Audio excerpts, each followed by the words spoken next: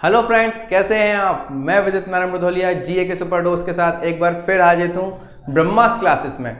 अगर आपने अभी तक ब्रह्मास्त्र क्लासेस को सब्सक्राइब नहीं किया है तो प्लीज़ इसको सब्सक्राइब कर लें। सारे अपडेट, कौन कौन से कंपटीशन एग्जाम आने वाले हैं, किस प्रकार का पेपर पैटर्न होगा, ये सब जानकारी हम आपको यहाँ पर देते रहते हैं। तो आपके लिए यूजफुल भी होगा और वीडियो को आप पूरा देखें ताकि आपको सारे के सारे टॉपिक क्लियर हो सकें कि हम जो जीए में कवर कर रहे हैं वो एक्चुअल में बुक से कौन से क्वेश्चन आ रहे हैं, स्कीम से कौन से क्वेश्चन आ रहे हैं, कौन से पैरा ओलंपिक और ओलंपिक से क्वेश्चन आ रहे हैं। तो अगर आप एक एक चीज को देखेंगे, मैं केवल यहां पर वन वर्ड टिक करा के आंसर को नहीं छोड़ देता हूं, उसके अंदर से कितने क्वेश्चन आ सकते हैं, उनका क्या इतिहास रहा होगा, क्या उनका रिलेशन है और क्वेश्चन से हम सब लिंक करके पढ़ते जाते हैं और साथ ही पिछले वीडियो में जो क्वेश्चन होते हैं उनको भी वन वर्ड में समझते चलते हैं। तो स्टार्ट करते हैं हम आज का अपना सेशन जीए का सुपर डोज। 2 सितंबर आज का दिन है। चलिए देखते हैं पहला क्वेश्चन क्या है ब्रह्मास्त्र क्लासेस में।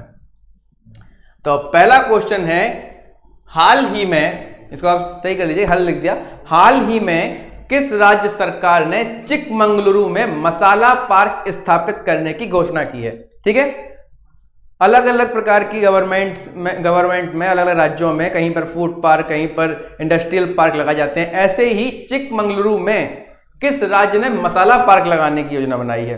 देखिए, आंसर आता हो तो अच्छी बात है, नहीं आता हो तो हमें पुराना जो हमारा ज्ञान है, जो पढ़ा लिखा है, जो 2-3 साल से हम तैयारी कर रहे हैं या अभी भी स्टार्ट कर रहे हैं, तो जो जीके के हम छोटे छोटे जो टॉपिक उठा के पढ़ते हैं, कहाँ पर मसाले सबसे ज्यादा होते हैं, कहाँ पर मसालों की पैदावार ज्यादा है, तो उनसे हम क्लिक कर सकते हैं। ठीक है, जहां पर मसाले ज्यादा पैदावार हो रही होगी वहां पर ही मसाला पार्क स्थापित करेंगे। ऐसा हो सकता है कि नहीं करें, लेकिन 90% चांसेस हैं कि वहीं पे कर रहे होंगे। तो ऐसे हम क्लिक कर सकते हैं दिमाग में कि कौन सा ऑप्शन होता है। पहला ऑप्शन है केरल, दूसरा है कर्नाटक, तीसरा है उड़ीसा, चौथा है तमिलनाडु। तो इसका सही आंसर है कर्नाटक। कर्नाटक गवर्नमेंट क्या कर रही है, चर्चा विस्तार से कर लेते हैं इसके बारे में। कर्नाटक गवर्नमेंट क्या कर रही है, कर्नाटक सरकार चिकमंगलुरु जिले के अंबले में, चिकमंगलुरु जिला है कर्नाटक के अंदर, ठीक है, वहां पर क्या कर रही है, एक मसाला पार्क स्थापित कर रही है।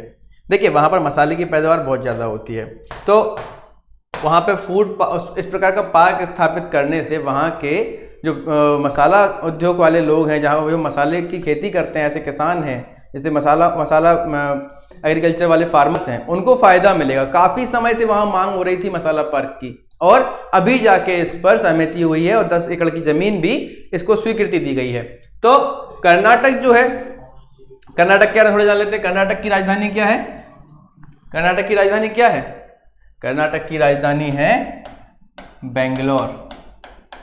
कर्नाटक की राजधानी है बेंगलोर और इस समय कर्नाटक के सीएम कौन है, कर्नाटक के सीएम कौन है अभी, बी बॉम्मई, बी बॉम्मई, देख लीजिए प्रोनाउंसिएशन, आप देख लीजिए इसका, सीएम जो है बी बॉम्मई है। ये और ऐसे क्वेश्चन है जो तो आपको कर्नाटक से रिलेशन कर सकते हैं। कर्नाटक की राजधानी है बेंगलोर और वहां के अभी फिलहाल में जो सीएम है वो बी बॉम्मई है। साथ ही अब देखते हैं कर्नाटक सरकार ने चिकमंगलुरु में, क्वेश्चन आ जाए कर्नाटक में मसाला पार्क कहां बन रहा है तो आप चिकमंगलुरु लगा देंगे। अभी क्वेश्चन है चिकमंगलुरु में जो मसाला पार्क लग रहा है वो किस राज्य में है, वो कर्नाटक में है। चिकमंगलुरु मसाला पार्क लग रहा है। यह फैसला 27 अगस्त को उद्योग मंत्री मुरुगेश निरानी जो है वो वहां के कर्नाटक के उद्योग मंत्री हैं, याद रखना। ये मुरुगेश निरानी कौन है, कर्नाटक के उद्योग मंत्री हैं और केंद्रीय कृषि एवं किसान कल्याण राज्य मंत्री ये सेंट्रल के हैं, जो है शोभा करंदलाजे जी। शोभा करंदलाजे की एक मीटिंग हुई और फूड पार्क के लिए 10 एकड़ जमीन स्वीकृति दी गई। ठीक है, तो ये क्वेश्चन यहां से निकल के आया है। पहला क्वेश्चन था हमारा कि मसाला पार्क कहां स्थापित हो रहा है, कर्नाटक में। कर्नाटक में कहां, चिकमंगलुरु में। देखिए और देख लेते हैं, कर्नाटक की राजधानी है बेंगलोर, सीएम आपको बता दिए। कर्नाटक भारत में मसालों का सबसे बड़ा उत्पादक राज्य है। अगर ये फैक्ट आपको मालूम होता तो अगर आपको आंसर पढ़ के भी नहीं गए होते तो अभी आप लगा देते, क्योंकि सबसे बड़ा उत्पादक राज्य जो होगा वहीं पर मसाला पार्क लगा रहे होंगे। राज्य में हल्दी, मिर्च, काली मिर्च, छोटी इलायची, कड़ी पत्ता, जायफल, धनिया आदि की पैदावार खूब होती है। सबसे ज्यादा प्रोडक्शन मसालों कहाँ हो रहा है, कर्नाटक में हो रहा है। तो जीए का क्वेश्चन है कि फूड पार्क बन रहा है और जीएस का है सबसे ज्यादा मसाले कहाँ हो रहे हैं। दोनों का आंसर कर्नाटक ही है। तो चलते हैं आज के अपने दूसरे क्वेश्चन की तरफ। हाल ही में वासु परांजपे का निधन हुआ है, वह कौन थे। ठीक है, कल भी मैंने आपको 2-3 क्वेश्चन कराए हैं, परसों भी कराए हैं इसको लेके कि डेथ्स हुई हैं कुछ फेमस पर्सनालिटीज की, उन्हीं में से एक थे वासु परांजपे। अब आपको यह बताना है कि वासु परांजपे कौन थे, डायरेक्टर थे, लेखक थे, क्रिकेट कोच थे या पत्रकार थे। तो इसका जो सही उत्तर है वासु परांजपे का, वासु परांजपे जो थे वो क्रिकेट के कोच थे, काफी फेमस पर्सनालिटी थी। और जो दिग्गज क्रिकेटर हैं हमारे कुछ, जैसे सुनील गावस्कर, सौरभ गांगुली, राहुल द्रविड़, युवराज सिंह, इनके मेंटर रहे हैं, ये इनके मेंटर रहे हैं। और भी जब इनका निधन हुआ तब सबने अपनी इनको श्रद्धांजलि भी दी है, क्योंकि उनके जीवन में इनका बड़ा महत्व था, काफी इनको उन्होंने गाइड किया है और ये बहुत अच्छे क्रिकेट कोच थे। मुंबई क्रिकेट, अगर क्वेश्चन आए मुंबई क्रिकेट का द्रोणाचार्य किसे कहते हैं, तब भी आंसर होगा वासु परांजपे। वासु परांजपे को मुंबई क्रिकेट का द्रोणाचार्य कहते हैं। रणजी ट्रॉफी ये खेलते थे मुंबई की तरफ से, और मुंबई इसको ऐसा बोलते थे कि मुंबई क्रिकेट की जो नब्ज है वो वासु परांजपे के हाथ में है। वासु परांजपे काफी दिग्गज क्रिकेटर थे और अभी इनका हाल ही में निधन हुआ है। मुंबई क्रिकेट के साथ 6 दशक तक, मतलब 60 सालों तक ये मुंबई क्रिकेट से जुड़े रहे। परांजपे विभिन्न भूमिकाओं से जुड़े रहे, वह कोच भी थे, चयनकर्ता थे, मेंटर थे और सलाहकार थे, मतलब क्रिकेट की पूरी नॉलेज थी इनके पास।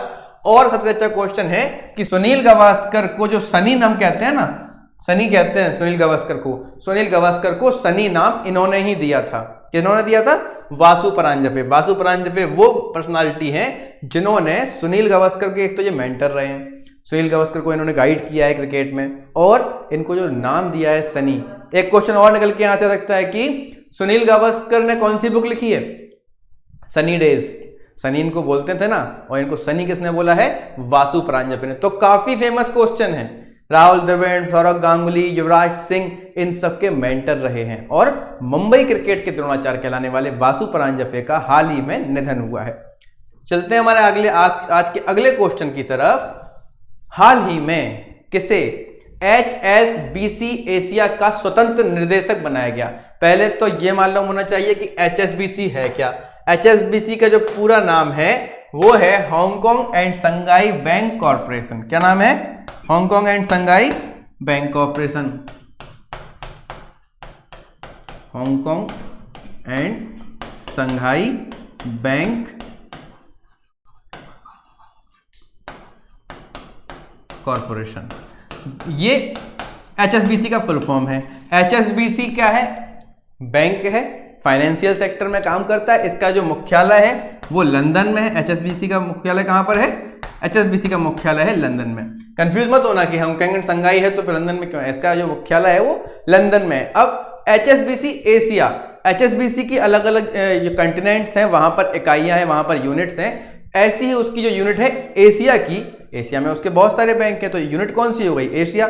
उस पूरी यूनिट का स्वतंत्र निदेशक किसको बनाया गया है? तो इसका सही उत्तर है बच्चों रजनीश कुमार। काफी फेमस पर्सनालिटी है बैंकिंग सेक्टर में, इंटेलेक्चुअल हैं, इकोनॉमिस्ट हैं बहुत बड़े रजनीश कुमार। अभी हाल ही में स्टेट बैंक में बड़े पद से रिटायर होकर और HSBC एशिया का इनको पद मिला है। आइए चर्चा कर लेते हैं इन पर विस्तार से। रजनीश कुमार काफी फेमस पर्सनालिटी है बैंकिंग सेक्टर में, इंटेलेक्चुअल है, इकोनॉमिस्ट हैं। बैंकिंग क्षेत्र की दिग्गज कंपनी HSBC, ठीक है, बैंकिंग सेक्टर में एक बहुत बड़ी कंपनी है HSBC, Hong Kong and Shanghai bank corporation ने SBI के पूर्व चेयरमैन, किसके? SBI के पूर्व चेयरमैन रजनीश कुमार, याद रखिएगा, ये स्टेट बैंक में ही काम करते थे, स्टेट बैंक के चेयरमैन के पद से अभी हाल ही में रिटायर हुए हैं, ठीक है, को अपनी हांगकांग मुख्यालय वाली, ठीक है, जो एशिया है, जो एशिया की इकाई है, उसका मुख्यालय HSBC का पूरा मुख्यालय तो लंदन में है, लेकिन HSBC एशिया का मुख्यालय कहां पर है? वो हांगकांग में है। वहां एशिया इकाई का, अभी आप यहां से एक नया वर्ड देखेंगे, गैर कार्यकारी निदेशक नियुक्त किया है। क्या होता है ये गैर कार्यकारी निदेशक? गैर कार्यकारी निदेशक का मतलब होता है बच्चों, कुछ तो होते हैं कार्यकारी, एग्जीक्यूटिव होते हैं, वो उसी में काम करने वाले एग्जीक्यूटिव होते हैं और आगे चल के उसके जनरल मैनेजर या उसके क्या बोलते हैं, जो भी बड़े बड़े यहाँ पे पद हैं उनको मिल जाते हैं। लेकिन एक बोर्ड होता है, ये लोग उस बोर्ड के सदस्य होते हैं गैर कार्यकारी, ये उसमें काम नहीं करते हैं लेकिन उसके लिए नीतियां बनाते हैं। ऐसे ही रजनीश कुमार पहले स्टेट बैंक में थे, उस स्तर पे ये कार्यकारी थे, वहां के चेयरमैन थे, वहीं पे काम करते थे और वैसी के चेयरमैन बने, लेकिन ये HSBC में थे नहीं, इनको HSBC का डायरेक्ट क्या बना दिया गया है, क्या बोलते हैं इसको, HSBC का इनको गैर कार्यकारी निदेशक बना दिया गया है, डायरेक्टर बना दिया गया है। तो कुमार क्या था, कुमार पिछले साल अक्टूबर में 4 दशकों की सेवा के बाद स्टेट बैंक 40 साल करीब काम किया है इन्होंने स्टेट बैंक में, 40 साल बहुत होते हैं, से सेवानिवृत्त हुए। और उन्हें इससे पहले देखिए सेवानिवृत्त तो हुए ही अक्टूबर में, उसके बाद देखिए इससे पहले बेरिंग प्राइवेट इक्विटी एशिया का वरिष्ठ सलाहकार और कोटक इन्वेस्टमेंट एडवर्टाइजर्स ने सलाहकार नियुक्त किया था। तो काफी अच्छे पदों पर ये रहे हैं, जो कि बैंकिंग सेक्टर में काम करते हैं, बहुत अच्छे सलाहकार हैं, ये इकोनॉमिस्ट हैं, अर्थव्यवस्था में इनका बहुत अच्छा पकड़ है, किस प्रकार से क्या नीतियां होनी चाहिए वो इनको इसकी नॉलेज है, इसीलिए ये ऐसे पदों पर रहते हैं। और हमारे लिए बहुत अच्छी बात है कि HSBC ने भी इनको अपना स्वतंत्र निदेशक हाल ही में नियुक्त किया है। आप इनकी जो इमेज है वो देख सकते हैं, काफी आपने इनको न्यूज़ में देखा होगा, जब भी बैंकिंग सेक्टर में कुछ ना कुछ उथल पुथल होती है ये आते हैं न्यूज़ में, ठीक है। तो ये रजनीश कुमार हैं। चलते हैं आज के अगले क्वेश्चन की तरफ, बड़ा ही इंपॉर्टेंट क्वेश्चन है। हाल ही में अवनी लेखरा को किस राज्य ने बेटी बचाओ और पढ़ाओ योजना का ब्रांड एम्बेसडर नियुक्त किया है? सबसे पहले तो बात कर लेते हैं अवनी लेखरा के बारे में। पिछले 2 वीडियो से लगातार अवनी लेखरा के बारे में मैं आपको बता रहा हूं, क्योंकि अभी इस समय काफी फेमस पर्सनालिटी हैं। और अभी इस समय से मतलब ये है कि अभी हाल ही में वो गोल्ड मेडल लेके आई हैं, आगे भी देश के लिए बहुत कुछ करेंगी। तो उनको इंस्पायर करने के लिए और बच्चों को भी इंस्पायर करने के लिए, ताकि वो उन जैसा बन सके, उनको ब्रांड एम्बेसडर बना दिया गया है इन्हीं 2-3 दिनों के अंतर्गत, ठीक है। तो अवनी लेखरा आपको पता है, अवनी लेखरा जो है वो एयर राइफल में 10 मीटर प्रतिस्पर्धा में, एयर मीटर की 10 मीटर प्रतिस्पर्धा में गोल्ड मेडल जीतकर आई हैं। गोल्ड मेडल कहां पर? टोक्यो पैरालंपिक में। ये इनके बारे में छोटी सी डिटेल है, आगे और भी बताऊंगा कि अवनी लेखरा कहाँ की रहने वाली है। अवनी लेखरा एक्चुअली जयपुर की रहने वाली है, ठीक है। इनके दोनों पैरों से चलने में फिलहाल असमर्थ हैं, व्हील चेयर पर रहती हैं। क्यों? क्योंकि इनकी रीढ़ की हड्डी किसी कारण से खराब हो गई थी, और फिर भी इन्होंने अभिनव बिंद्रा से इंस्पायर्ड होकर देश को गौरवान्वित किया है, गोल्ड मेडल लेके आई हैं। तो अब ये क्वेश्चन आया है कि जो अवनी लेखरा के बारे में सर आप इतने से बता रहे हैं, इन्हें बेटी बचाओ और बेटी पढ़ाओ योजना का जो ब्रांड एम्बेसडर बनाया है वो कहां की सरकार ने बनाया है? तो बच्चों मैं आपको बता दूं, इसका सही उत्तर है राजस्थान। एक्चुअली देखिए ये जयपुर की रहने वाली हैं, तो अगर देखा जाए, लॉजिक लगाएं तो जहां तक है कि वहीं के इन्होंने जो मुख्यमंत्री हैं वहां के लोगों ने इनको सिलेक्ट किया होगा इस एम्बेसडर के लिए। तो सीधी सी बात यही है कि राजस्थान का सही आंसर है। चर्चा विस्तार से करते हैं। टोक्यो पैरालंपिक में 19 वर्षीय भारतीय निशानेबाज अवनी लेखरा ने महिलाओं के 10 मीटर एयर राइफल में गोल्ड मेडल जीता है, बता चुका हूं। उन्हें राजस्थान सरकार की बेटी बचाओ बेटी पढ़ाओ परियोजना के लिए ब्रांड एम्बेसडर नियुक्त किया गया। मेन क्वेश्चन यही है। राजस्थान की महिला एवं बाल विकास मंत्री कौन है? देखिए महिला एवं बाल विकास मंत्रालय का कार्यक्रम है ये। तो वहां की जो मंत्री हैं ममता भूपेश ने अवनी को एक लेटर भेजा और कहा कि अवनी की सफलता राज्य की बेटियों को अपनी सफलता की कहानी खुद लिखने के लिए प्रेरित करेगी। अगर वो हमारे इस प्रस्ताव को स्वीकार करती हैं, ब्रांड एम्बेसडर बन जाती हैं, तो हमारे यहाँ की जो और भी महिलाएं हैं और भी जो बेटियां हैं वो आपसे कुछ सीख सकती हैं। और ये प्रस्ताव पारित हो गया और इनको जो है बेटी बचाओ बेटी पढ़ाओ का ब्रांड एम्बेसडर बना दिया गया। ये आप देख रहे हैं बेटी बचाओ बेटी पढ़ाओ का लोगो है और अवनी लेखरा अपनी राइफल के साथ खड़ी हुई हैं, गोल्ड मेडल जीत के आई हैं पैरालंपिक में। चलते हैं अगले क्वेश्चन की तरफ। हाल ही में किस राज्य सरकार ने श्रीलंकाई शरणार्थियों के लिए 317 करोड़ रुपए के पैकेज की घोषणा की है? देखिए श्रीलंकाई शरणार्थी कौन है? श्रीलंका से इंडिया आए हैं वापस या आ रहे हैं लगातार, उनको श्रीलंकाई शरणार्थी कहते हैं। किसी कारण से ये श्रीलंका में चले गए थे, फिर वहां पर आपने देखा है सिविल वॉर हुई जिनका अंत अभी कुछ 1-2 दशक पहले ही हुआ है। तो फिर हुआ क्या? अभी भी वहां से शरणार्थी आते रहते हैं और जो शरणार्थी पहले से बच चुके हैं वो बसे कहाँ हैं? देखिए श्रीलंका, अगर आप देखें तो श्रीलंका कहां पर है? श्रीलंका दक्षिण में है ना, ये इंडिया के जो नीचे का हिस्सा कोस्टल एरिया है, यहाँ पर जो है वो श्रीलंका है। तो देखिए ये यहाँ से शरणार्थी आते हैं तो यहाँ पे कौन सी जगह है, यहाँ पर है तमिलनाडु। क्या है यहाँ पर तमिलनाडु, और यहीं पर श्रीलंका ही रहते हैं। यहीं ये इंडियन तमिल थे, इंडियन तमिल। देखिए श्रीलंका में कौन है, एक तो तमिलियन है, वहीं के तमिल लैंग्वेज बोलने वाले, दूसरे इंडियन तमिल जो इंडिया के हैं और तमिल बोलते हैं वही रहते हैं। किसी कारण से अंग्रेजों के टाइम पे, ब्रिटिशर्स के टाइम पे, कॉलोनियल टाइम पर इनको वहां पर ले जाया गया था खेती करने के लिए। वहां पर और भी प्रकार के टी गार्डन्स वगैरह थे, वहां पर खेती के लिए ले जाया गया। वहीं पर ये रहने लगे तो इनकी पीढ़ियां वहीं पैदा हुई। लेकिन आगे चल के इनसे ऐसा बोला गया कि आप यहाँ के रहने वाले तो हैं नहीं, तो ये सिविल वॉर हुआ, फिर ये अपने देश में लौट के आए, तमिलनाडु में आज भी आ रहे हैं। तो इसी कारण से इसका जो आंसर है वो है तमिलनाडु। तमिलनाडु सरकार के मुख्यमंत्री जो हैं उन्होंने ही ये घोषणा की है कि उन शरणार्थियों के लिए हम 317 करोड़ रुपए का पैकेज लेके आएंगे। अभी कुछ सालों से ये लगातार उनके लिए रहने की व्यवस्था कर रहे हैं, उनके लिए मकान बनवा रहे हैं। तो आपको ये नॉलेज होना चाहिए, पता होना चाहिए कि चल क्या रहा है वहां पर, उनका आंसर आप सही लगा सकते हैं। इससे चर्चा विस्तार से करते हैं। तमिलनाडु इसका सही आंसर है, जिसकी तमिलनाडु सरकार ने श्रीलंकाई शरणार्थियों के लिए 317 करोड़ रुपए के पैकेज की घोषणा की। मुख्यमंत्री M.K. स्टालिन, ठीक है। एक और क्वेश्चन, तमिलनाडु के मुख्यमंत्री कौन है, बता दिया है मैंने आपको, M.K. Stalin. M.K. Stalin Tamil Nadu के मुख्यमंत्री हैं।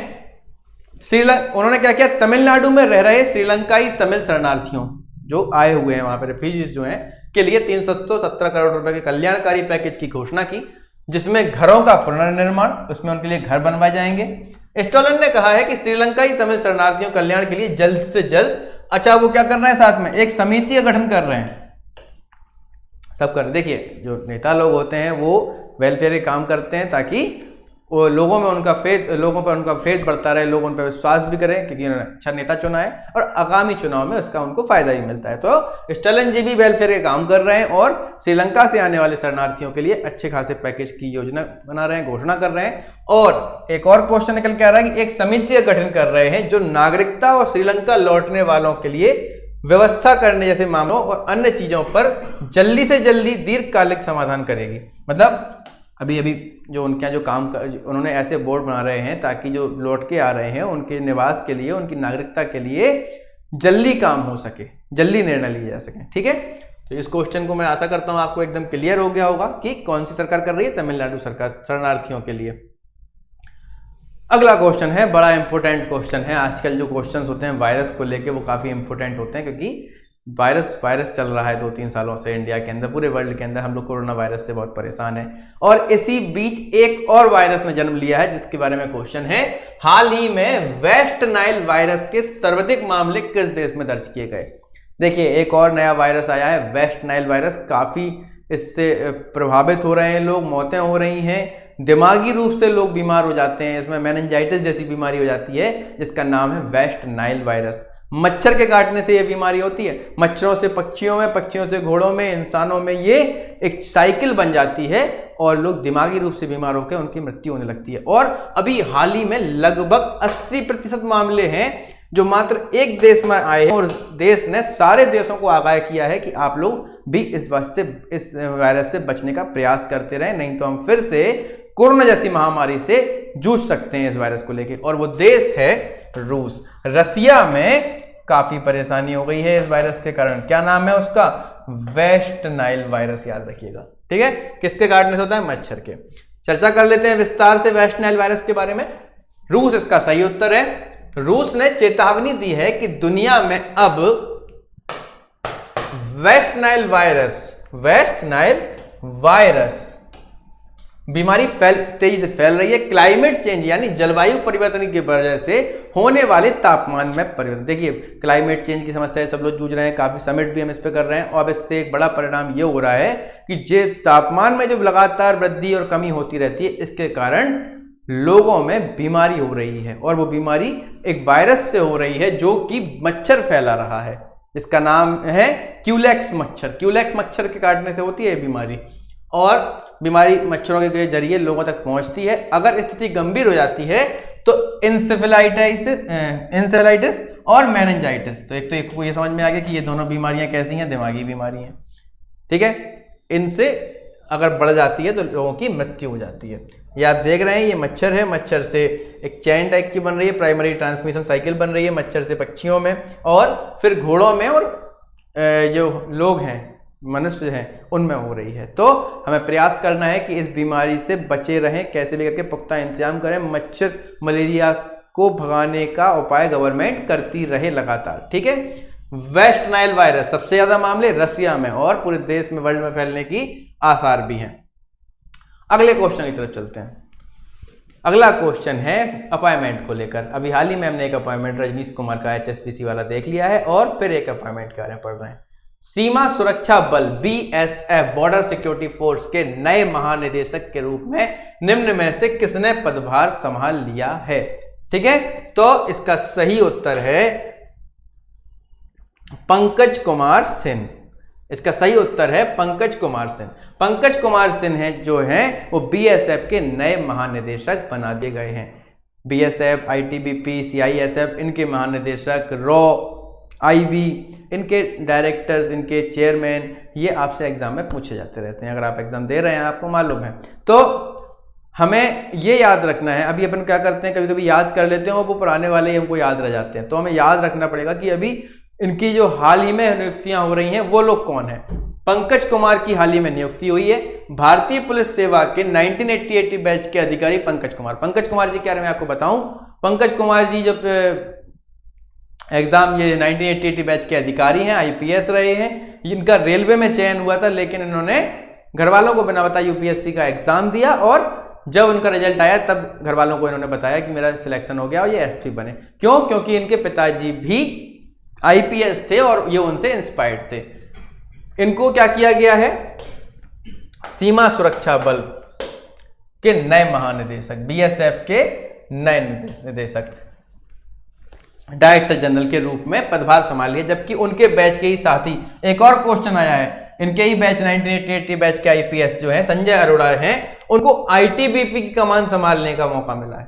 उनको ये गवर्नमेंट ने दिया हुआ है पद कि वो ITBP की कमान संभालेंगे, उन्हीं के बैच के हैं, और ये BSF की कमान संभालेंगे।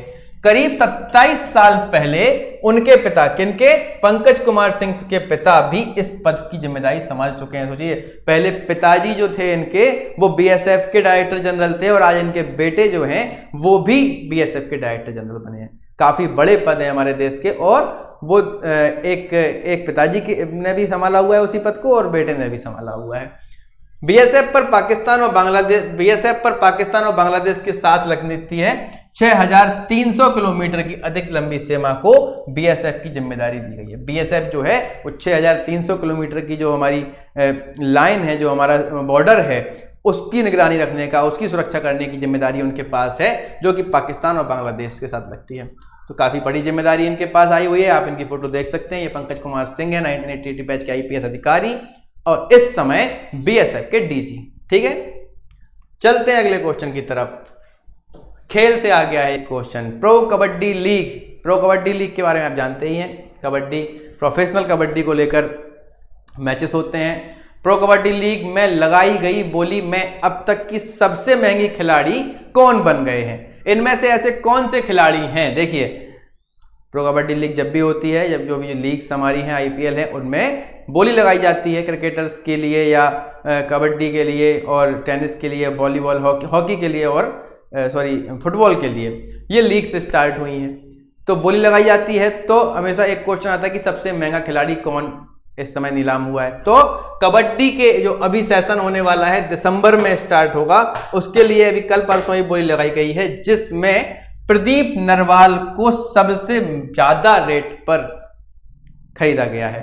ठीक है, आइए चर्चा विस्तार से कर लेते हैं। प्रदीप नरवाल के बारे में जानते हैं। स्टार रेडर हैं ये, ठीक है, स्टार रेडर हैं और बहुत अच्छा कबड्डी खेलते हैं। प्रदीप नरवाल को यूपी योद्धा ने, याद रखिए, किसने खरीदा है? यूपी योद्धा ने। अभी तक ये पटना पायरेट्स के लिए खेलते थे। प्रदीप नरवाल जो है पटना पायरेट्स के लिए खेलते थे, सोनीपत हरियाणा के रहने वाले हैं और हाल में ही इनको यूपी योद्धा ने 1,65,00,000 रुपए में खरीदा, जिससे वह इस लीग के इतिहास में सबसे बड़ी कीमत हासिल करने वाले खिलाड़ी बन गए। अभी तक 1.65 करोड़ रुपए में किसी को नहीं खरीदा गया। ये पूरे सेशन के, आपको एक बार और यहीं से क्वेश्चन बता दूं कि जो प्रो कबड्डी लीग है, इसका जो पहले अभी 8वें सत्र के लिए हुआ है, ठीक है। और सबसे पहले ये हुआ था 2014 में, इस लीग की शुरुआत हुई थी 2014 में। और अभी तक ये किसके लिए खेल रहे थे? पटना पाइरेट्स के लिए, पटना पाइरेट्स के लिए खेल रहे थे। लेकिन अभी किसके लिए खेलेंगे? ये यूपी योद्धा के लिए, यूपी योद्धा के लिए खेलेंगे।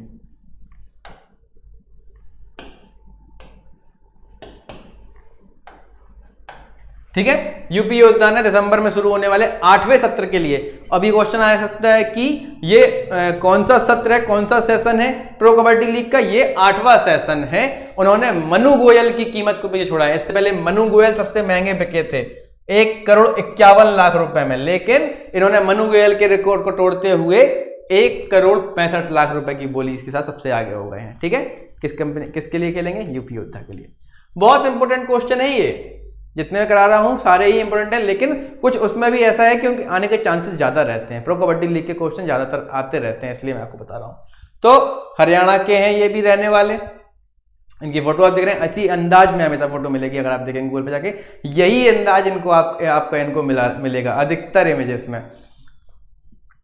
अगला क्वेश्चन है, हाल ही में इंग्लैंड के किस तेज गेंदबाज ने अपना देश छोड़कर मेजर क्रिकेट लीग खेलने के लिए अमेरिका जाने का फैसला किया है? ऐसे कौन से बॉलर हैं ये इंग्लैंड के जिन्होंने अपना देश छोड़कर अमेरिका में जो क्रिकेट लीग हो रही है वहां पर उसको खेलने के लिए वहां की रेजिडेंस होना जरूरी होता है पहली बात तो ये वहां गए हैं, इनको पहले से इनका मन होगा तभी इन्होंने ऐसा किया होगा, क्योंकि ये वहां रहने के लिए इन्होंने 3 साल पहले ही वहां पर रहना स्टार्ट कर दिया था यूएस में। और इस क्रिकेट को लीग को खेलने के लिए करीब 3 साल तक यूएस में रहना कंपलसरी है। तो कौन है ये? James Anderson. देखिए आपके लिए ये क्वेश्चन कठिन हो जाएगा। एक्चुअली क्या है, चारों बॉलर हैं ये, और चारों के चारों ही इंग्लैंड के हैं। ये भी इंग्लैंड के हैं, ये भी इंग्लैंड के हैं, ये भी इंग्लैंड के हैं, ये भी इंग्लैंड के हैं। लेकिन इनमें जो सही उत्तर है वो है लियाम प्लंकेट। लियाम प्लंकेट ने हाल ही में अपने देश को छोड़कर मेजर क्रिकेट लीग यूएस में खेलने का निर्णय लिया है, वहीं पर अमेरिका की तरफ से ये खेलेंगे। लियाम प्लंकेट, बात कर लेते हैं लियाम प्लंकेट पर। इंग्लैंड के तेज गेंदबाज हैं लियाम प्लंकेट, और अभी हाल ही में जो वर्ल्ड कप जीता है इंग्लैंड ने उसमें भी ये थे। बहुत सारे मैचेस इनके साथ जीते हैं इंग्लैंड ने, करीब 80-89 के आसपास मैचेस इन्होंने खेले हैं। इंग्लैंड के तेज गेंदबाज लियाम प्लंकेट ने अपना देश छोड़ने का फैसला किया है। प्लंकेट साल 2019 वर्ल्ड कप जीतने वाली इंग्लैंड टीम का हिस्सा बने। 2019 का वर्ल्ड कप किसने जीता है? इंग्लैंड ने। क्वेश्चन देखिए बच्चों, लिंक होते जाते हैं, पता नहीं कब कौन सा क्वेश्चन आपको फिर से सामने आ जाए और आपका रिवीजन हो जाए। तो ये एक रिवीजन हो गया कि वर्ल्ड कप 2019 किसने जीता है? इंग्लैंड ने। इंग्लैंड का ये खिलाड़ी अब मेजर क्रिकेट लीग, याद हो सकता है, देखिए मेजर क्रिकेट लीग कहां होती है? अमेरिका में होती है। प्लंकेट जा रहे हैं अपना देश छोड़कर अमेरिका के साथ खेलने के लिए, अमेरिका का रुख करेगा ये खिलाड़ी। मेजर क्रिकेट लीग के लिए अमेरिका का रुख करेगा। विश्व कप में जिन 7 मैचों में प्लंकेट खेले थे उन सभी में इंग्लैंड को जीत मिली। वर्ल्ड कप में 7 जो मैचेस खेले हैं इंग्लैंड में, और प्लंकेट उन मैचेस में थे, और सारे के सारे इंग्लैंड ने जीते हैं। करीब 10 से 11 विकेट उस समय उन्होंने लिए थे। तो ये प्लंकेट जी हैं। अधिकतर लोगों का क्रिकेट में इंटरेस्ट रहता है तो वो जानते ही होंगे प्लंकेट को, और काफी तेज गेंदबाज हैं इंग्लैंड के। अगला क्वेश्चन है आज का, लोगों को मुफ्त पानी देने वाला देश का पहला राज्य कौन बन गया है? बच्चों अभी हाल ही में एक राज्य के सीएम ने घोषणा की है कि वो अब लोगों को हर महीने 16,000 लीटर पानी मुफ्त में देंगे। ठीक है, आप में से कुछ लोग सोच रहे होंगे कि पानी तो मुफ्त में ही आता है। पानी मुफ्त में नहीं आता बच्चों, पानी का भी बिल भरना पड़ता है। तो ऐसे ही एक राज्य ने, अभी तक कोई राज्य ऐसा नहीं था, गवर्नमेंट ने ऐसा कोई राज्य नहीं था पूरे हिंदुस्तान में जिसने पानी के बिल को माफ कर दिया हो। तो ऐसा पहला राज्य बन गया है हाल ही में गोवा।